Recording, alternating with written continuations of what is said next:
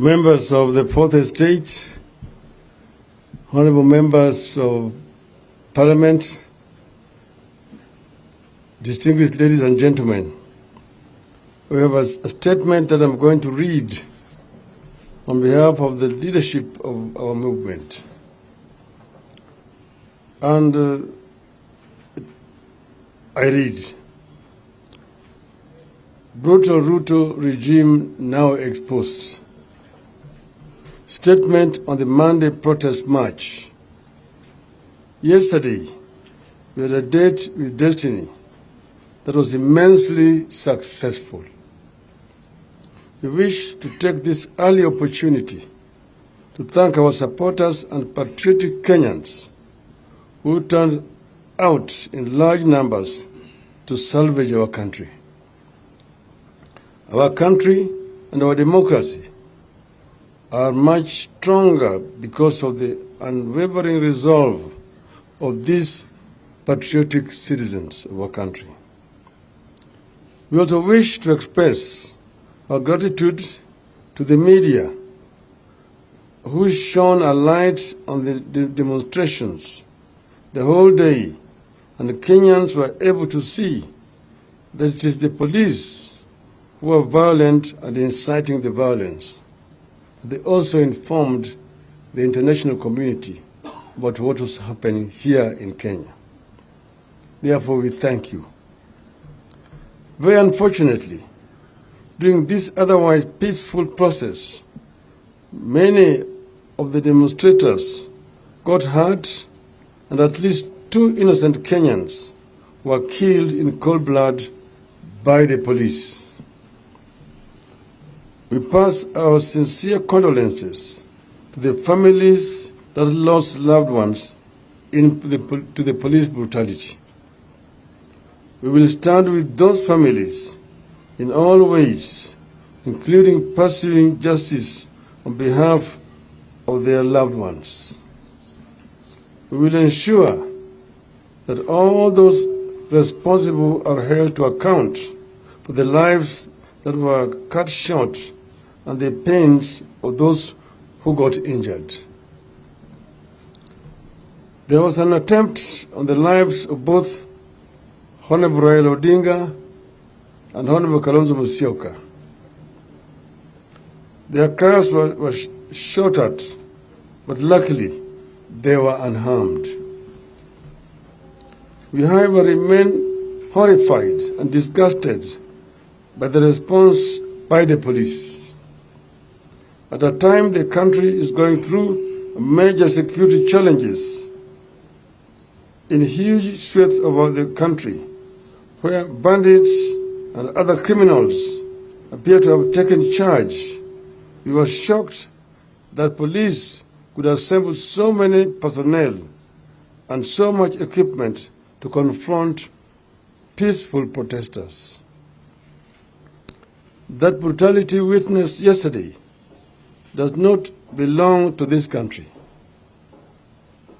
It is the more disgusting because the citizens were acting within the provisions of the Constitution and were given notice of the intention to march on Nairobi.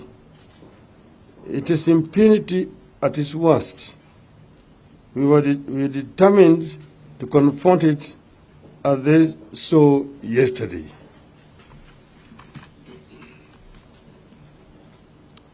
We demand the immediate and unconditional release of all our people who were arrested yesterday. We appeal to our supporters to show up and stand in solidarity with our compatriots who are being held wherever they are, including the courts. In this struggle, there is no big or small fighter. The police are clearly the last straw of brutal Ruto. Ruto's greatest aspiration is to return Kenya to the old dictatorship, where he is the unquestioned tyrant controlling everyone's life. While we condemn Ruto's brutality and the ruthlessness, we have come to the conclusion that our police shall never change unless we make them change. We therefore wish to make Kenyans know that we have put together a team of security and legal experts to examine the conduct and orders given by the police commanders to the officers on the streets that led to the brutality meted out yesterday. We shall institute legal action against individual officers who give such orders that led to the mayhem. In this regard, we decry the silence of the Independent Police Oversight Authority, IPOA, and the Kenya National Commission on Human Rights on brutal Ruto's misuse of the police. We are going for individual responsibility and culpability against officers who acted against the Constitution. So far, we have a case to file individual charges against Mr. Adamson Bungei, the Nairobi police chief. We'll press these charges locally and internationally. We'll make Mr. Bungei and his enablers understand that the days when regimes could brutalize and butcher citizens with impunity are long gone. However, we commend those among the police who showed restraint in their actions and showed respect for the rights of their fellow Kenyans. We reiterate to our supporters and all patriotic Kenyans that this struggle is just starting. We are not looking back, and we will not be intimidated. No retreat, no surrender. Our issues remain as follows, fellow Kenyans. Number one, cost of living. We will not relent until this illegitimate regime understands that the people are hurting and that their suffering must be at the center of our priorities as a nation. We will push on until the cost of food, fuel, electricity come down.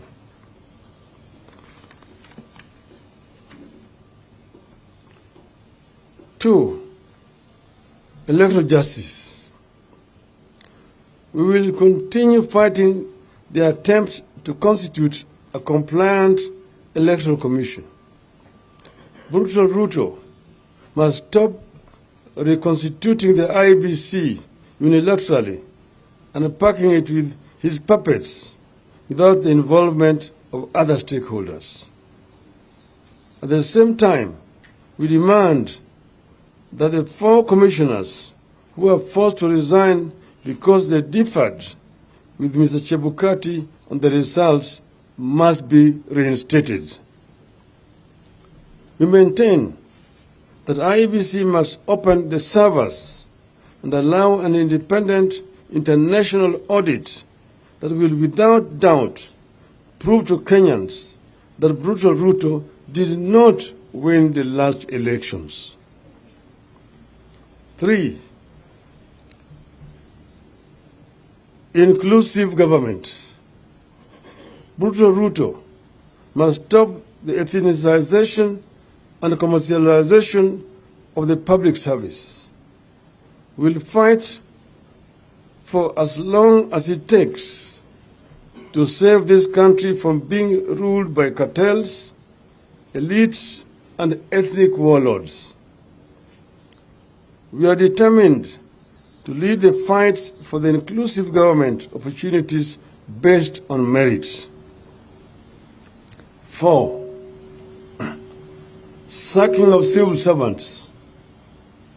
Ruto must stop the victimization and sacking of civil servants whose only crime is either that they served in the previous government or that they come from particular communities.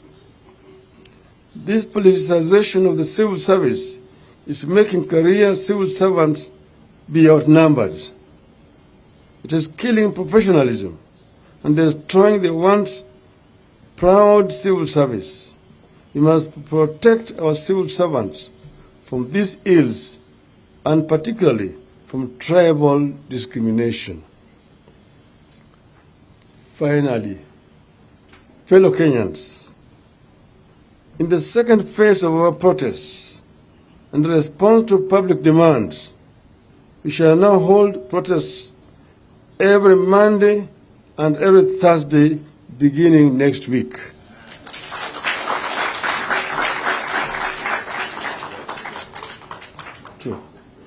We call for, secondly, we call for the boycott of Safaricom, Kenya Commercial Bank, and Radio Africa Media, particularly the Star newspaper, who have become enablers and facilitators of this brutal regime.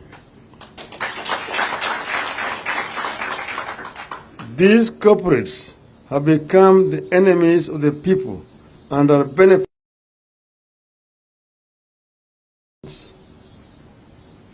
Thank you, ladies and gentlemen. End of the statement. Nitaweza kuongeza kwa kifupi kwa Kiswahili. Kwanza, sisi kama Wakenya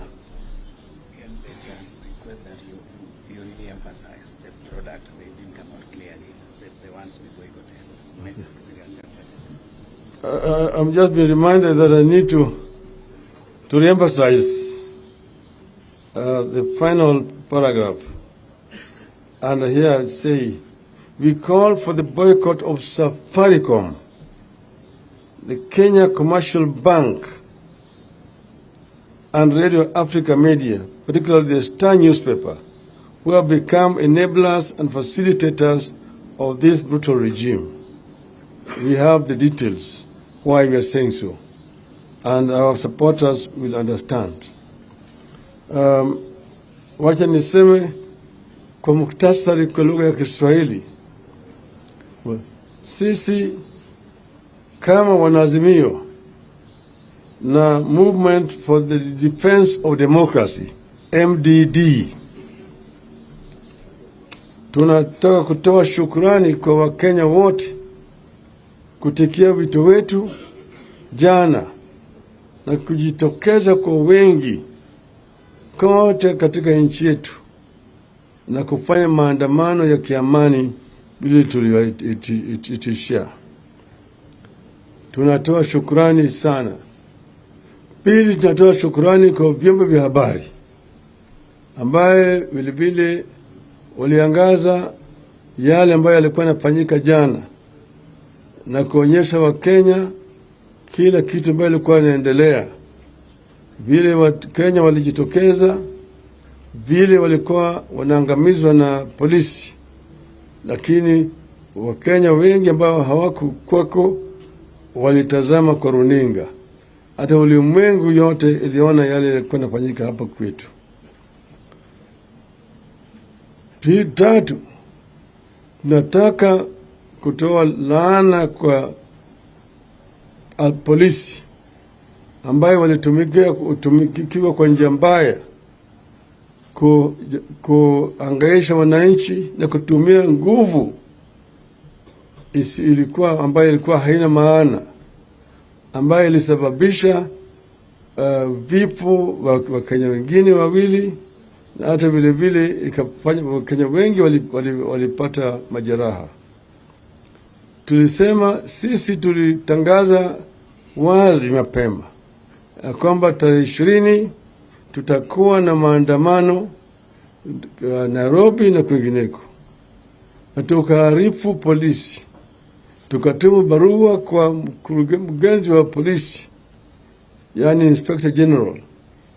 Pili, hapa Nairobi tukaandika barua kwa Bwana Bungei kumwarifu ya kwamba watu wetu watafanya maandamano ya kiamani jana. Kwa hivyo sisi tulifanya kulingana na sheria na katiba la nchi yetu, lakini sisi tulihuzunishwa na vitendo vya polisi. Walijitokeza kwa wingi. Tulishangaa ya kwamba wakati huu ambaye kuna shida eneo nyingine ya Kenya ya majambazi ambao wanauana na wanaua watu, polisi wangekuja kwa wengi namna hiyo hapa Nairobi, na walijaribu kuzuia watu wetu kwenda mahali walikuwa nataka waende na wakusanyike pale kwa njia ya amani. Wakatumia vifaa vya mambo ya kutawanya watu, wakatumia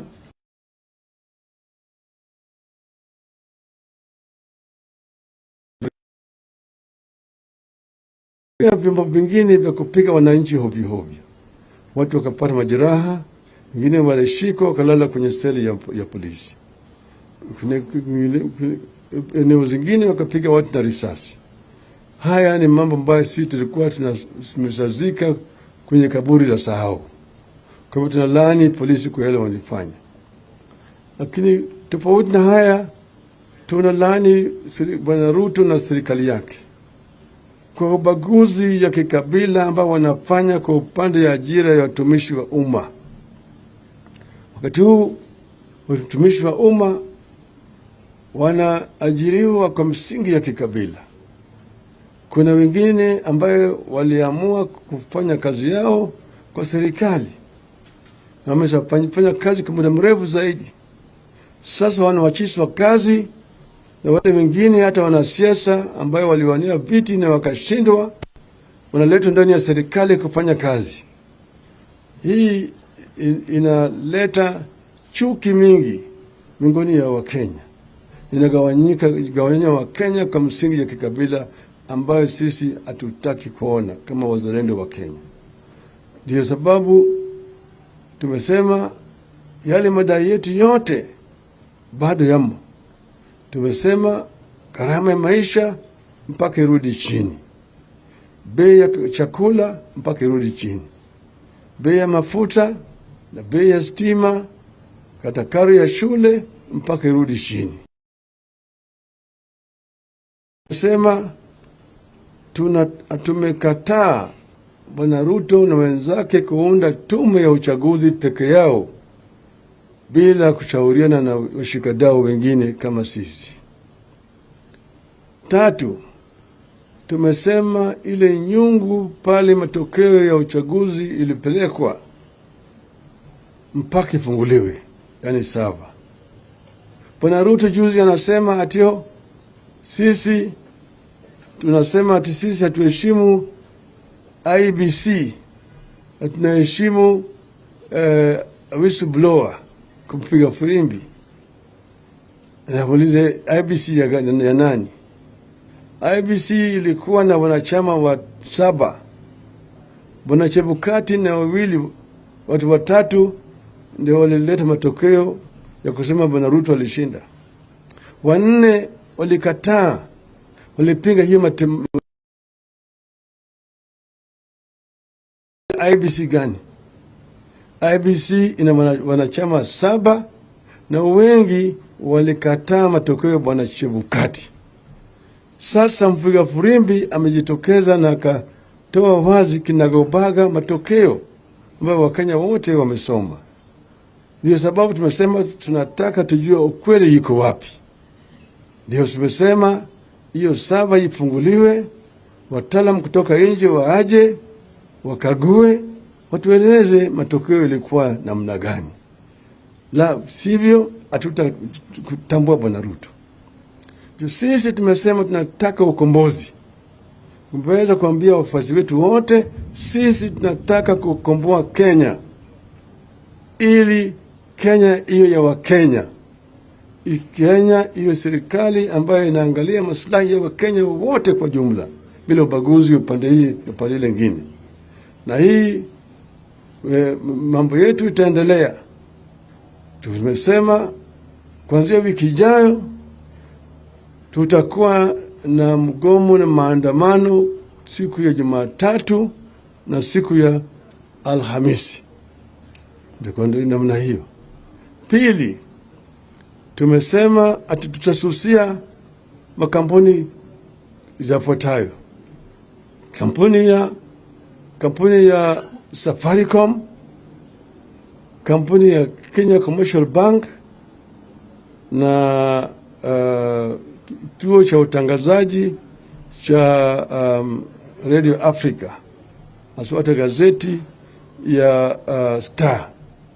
Maana yake wameonyesha kwamba wanalenga upande moja na sisi wanatu bagua. Kwa hivyo haya ni uamuzi wetu. Tunaambia wafuasi wetu wote wa Azimio la Umoja, hata na watu wa MDD, ya kwamba vita yanaendelea, aluta continua.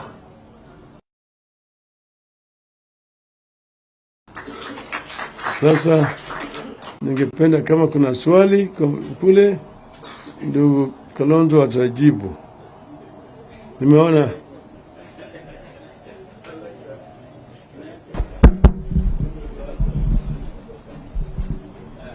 endelea.